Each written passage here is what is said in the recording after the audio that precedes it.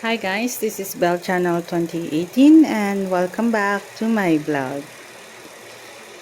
Naging mahina at marupok ang puso at isip ng aktres na si Maris Racal pagdating sa usaping pag-ibig at pakikipagrelasyon.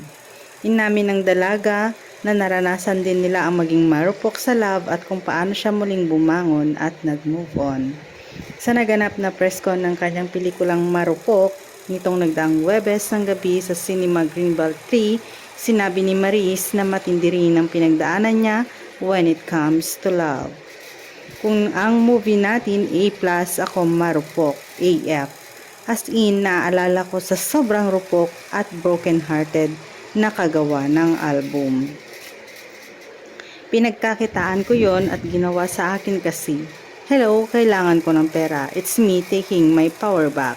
Sinaktan mo ako, I'll gonna write a song about you. Ang pahayag ng girlfriend ni Rico Blanco. Dagdag ng dalaga, well, especially noong early 20s ko, grabe yung karupukan ko talaga.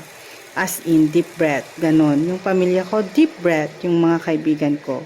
I think lahat naman dinaanan yun. Dadaan tayo sa karupukan at dyan tayo matututo. Paliwanag ni Maris. Sabay tanong, kayo po, naging marupok din ba kayo?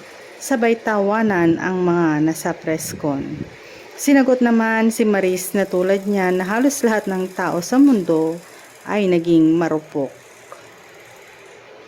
At talagang nag-explain kay Maris.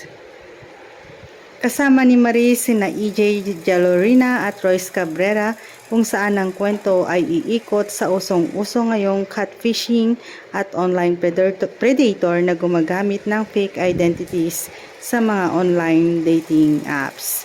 Sa pelikula, gumanap si Maris bilang biyani, Theo na gagawin ng lahat para mahuli ang loob ni Jansen. Thanks guys for watching and God bless everyone.